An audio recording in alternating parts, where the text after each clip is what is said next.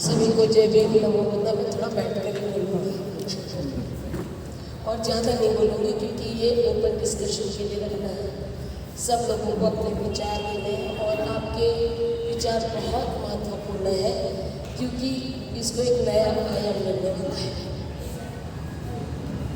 इस पे मैं सब कुछ पॉइंट्स जोड़ना चाहती हूँ जो यहाँ बैठे बैठे ही मेरे दिमाग में आ गए। त्रिशंकु पंचशील शुरू हुआ तब से।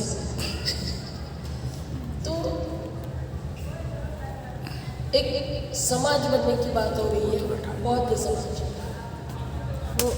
और ये बौद्ध समाज नहीं बन रहा था, इसके कई कारण रहे हैं जिसमें महत्वपूर्ण कारण मुझे इतिहास में मिल रहा है। और वो इतिहास है कि जितने भी जीवनधारी आए उन्होंने जिस तरह से प्रचार किया उस वजह से धम्म का प्रचार सही नहीं हो पाया है। और ये इतिहास है सम्राट अशोक के समय का। सही है। और जब वो समाज नहीं बन पाया इन जीवनधारियों या प्रचारकों की वजह से नहीं बन पाया तो सम्राट अशोक को निर्णय लेना पड़ा कि छटनी करनी पड़ेगी। और वो छटनी हुई।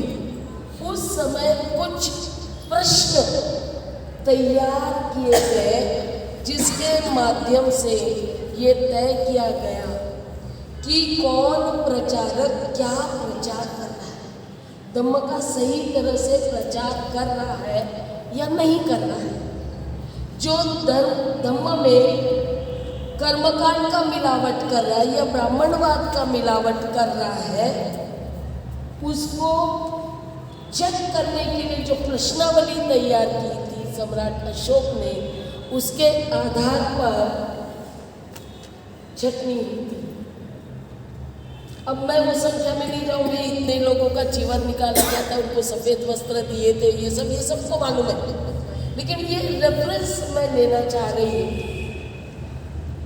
क्योंकि अभी एक सूत्र निकल रहा और हम लोग बैठे भी इसीलिए हैं जीवनधारी कि हम अपना कर्तव्य समझते हैं। बुद्ध ने हमें एक तरह से ये आदेश दिया है कि धम्म ही सबको आगे ले जाएगा और धम्म को आगे ले जाने वाले जीवनधारी हैं। धम्म ही हमारा टीचर है। तो ये जीवनधारी सही होने चाहिए, ये हमारा कर्तव्य है कि हम सही तरह से धम्म बताएं। इसलिए सबसे पहली प्रश्नावली मैं अभी नया थोड़ा सा ऐड करना चाह रही हूँ अपने इसमें कि हमें ये प्रश्नावली भी तैयार करनी पड़ेगी। दूसरी बात मैं ये कहना चाह रही हूँ कि ये संस्कृति की बात है। बहुत अच्छा उदाहरण दिया बलदेव जी ने, एक मुस्लिम समुदाय का, मुस्लिम समाज का बताकर बहुत सही तरह से बताया कि कैसा वो है। एक अच्छा एग्जाम्पल वो हमारे सामने प्रस्तुत हुआ।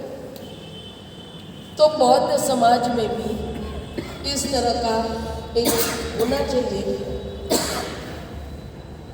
लेकिन मुस्लिम समाज में मुस्लिम बने बगैर कोई भी उनकी तरह का शब्दावली या उनकी तरह का जो वो संस्कृति है वो अपना नहीं सकता। सही है ना। लेकिन बौद्ध समाज ऐसा है कि यहाँ पर अगर बौद्धों ने अपनी संस्कृति निर्माण की, अपनी पहचान बनाई, तो अन्य लोग बिना बौद्ध बने भी वो संस्कृति को अपना सकते हैं। अभी हो रहा है उल्टा।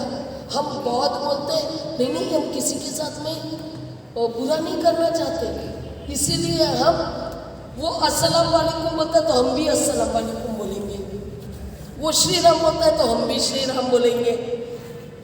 हम ऐसा कर रहे हैं, जबकि होना ऐसा चाहिए कि हम जो बोल रहे हैं दूसरे समाज वाला भी बिना किसी भेदभाव के वो अपने समाज में वो बोले, लेकिन ये मानवीय समाज है। बौद्ध समाज ये मानवता को रिप्रेजेंट करता है। बौद्ध समाज किसको रिप्रेजेंट कर रहा है? मानवता को रिप्रेजेंट कर रहा है। इसलिए तो यहाँ पे स्त्री पुरुष भेदभाव नहीं कहते हैं। जहाँ स्त्री पुरुष आ रहा है वो मानवता नहीं है, वो कोई ना कोई धर्म है।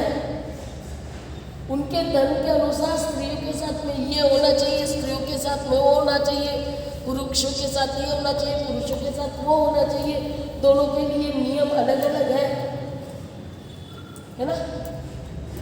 और बाबा साहब इस बात को बहुत अच्छे से जानते थे और इसलिए उन्होंने संविधान में कर दिया। और इसलिए हम कहते हैं ये बाबा साहब बौद्ध समाज नहीं चाहते थे, तो बाबा साहब प्रबुद्ध समाज चाहते थे। इस बात को ध्यान में रखना। बाबा साहब क्या चाहते थे? प्रबुद्ध समाज। हम बौद्ध समाज, हमको अन्य समाज के लोगों को जोड़कर हम प्रबुद्ध समाज बने, बिना उनके बौद्धों की दीक्षा दिए। हमारी ऐसी संस्कृति होनी चाहिए, हमारी ऐसी पहचान होना चाहिए कि उनको बुरा नहीं लगना चाहिए हमारे बीच में आने के लिए। अरे इनके समाज का है, हम कैसे जाए। इसलिए बहुत बार मैं कहती हूँ, हम लोग विहारों के नाम लिखते हैं, त्रिरत्न बौद्ध विहार, तो क्या सिर्फ बौद्धों का है? क्या वो विहार में दूसरे समाज का व्यक्ति नहीं आ सकता? वो बुद्ध विहार है। तो ये बुद्धिज्म जो बुद्ध की शिक्षा है, ये सिर्फ बौद्ध समाज बनाने के लिए नहीं है, तो ये सारे मानव को एक करने के लिए, एक्चुअल में मानव को एक करने के लिए बोलने की बजाय इसको और क्लियर कर सकते हैं कि सारों को मानव बनाने के लिए। पहले सब मानव बने, और वो मानव बनने तो आपका धर्म आपका व्यक्तिगत हो जाता है। बौद्ध धर्म हमारा व्यक्तिगत हो सकता है, लेकिन पहचान हमारी मानवता की होनी चाहिए, पहचान हमारी प्रबुद्ध होना चाहिए। तो हमको उस दिशा में कार्य करना है। पता नहीं मैं ये कितना प्रैक्टिकल बात कर रही हूँ, बट मुझे ये लग रहा है कि हमको इस तरह से काम करना है। जैसे हम देखते हैं, आपने अगर बौद्ध समाज में बहुत सारे उदाहरण है, धागे के, टीका के, है ना, क्या अष्टगंध, क्या आपके बीच में, क्योंकि हमारे पास में तो मुस्लिम लोग भी आए दीक्षा लेने के लिए। अभी भी एक व्यक्ति ने लिया कुछ महीना पहले, दो महीना पहले सांगली का एक व्यक्ति आया, उसने अभी दीक्षा, यही दीक्षा भूमि पर ली मेरे से। ठीक है, क्यों आया?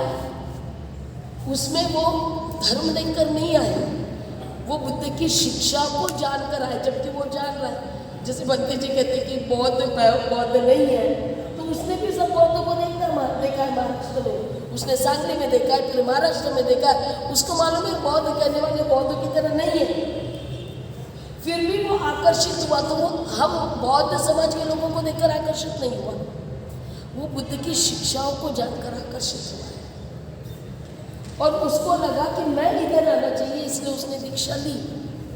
अब उसने दीक्षा ली तो आप उनको बोलोगे चलो परित्रण बाग में बैठो, अष्टगंध लगाओ, आपके हाथ को मैं सफेद धागा बांध देता हूँ, क्या हम ये कह सकते हैं? नहीं कह सकते। तो ऐसे हमारे साथ में हम क्रिश्चियन लोगों ने लिया, एक क्रिश्चियन तो चिमट लिया हमसे साउथ में। तो बहुत से लोग हैं जो बुद्ध की शिक्षा को लेकर आते हैं, लेकिन हम ही जो बोल रहे हैं कि बुद्ध की शिक्षा हमने ली है, दीक्षा ली है, सॉरी, हमने बुद्ध की दीक्षा ली है, धम्म की दीक्षा ली है, और हम ही बुद्ध की शिक्षा नहीं ले रहे हैं और बौद्ध समाज नहीं बन रहा है, तो प्रबुद्ध समाज कैसे बनेगा? और महाराष्ट्र में सबसे ज़्यादा गरज है इस बात की। कल भिकुनी धम्म विनय से बात हो रही थी, बहुत सारे रीति रिवाज बताए कल शादी के, बहुत सारे बताए।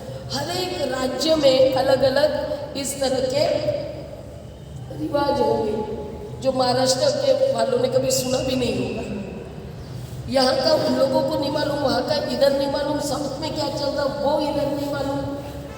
तो बहुत सारा है। और विविधता में एकता की बात करते हैं। एक्चुअल में यहाँ पे विविधता में एकता की नहीं है, एकता उन्हीं में होगी जो इंसान रहेगा, जो मानव रहेगा। विविधता तुम अपने अपने घरों में रखो। जब समाज एक आता है या नागरिक एक बनता है, इसलिए बाबा साहब ये नहीं कहते कि I feel proud that I am a Buddhist, he never said that. कहीं पर भी नहीं कहा बाबा साहब ने कि मैं बौद्ध हूँ, इसका मुझे गर्व है। But he said I am the first Indian and the last Indian. भारतीयता को प्रमुखता दी है उन्होंने। और भारतीय यानी वो इंसान जो बुद्ध के तत्वों पर आधारित संविधान का पालन करता है, और वही प्रबुद्ध इंसान होता है। तो हमको ये सारे बातों को लेकर चलना है। बहुत सारी छोटी छोटी बातें हैं जिसको हम ये इसमें लेंगे, लेकिन मैं यही अपेक्षा करूंगी सबसे कि जो भी सोचे, जो भी हम बोलना चाहिए, जो भी हम बदलाव करना चाहते हैं, एक बात को ध्यान में रखना है कि हम जो बोल रहे हैं ये सब मेरे हित का ना हो, तो ये बहुजनों के हित का होना चाहिए, क्योंकि बुद्ध की शिक्षा यही कहती है।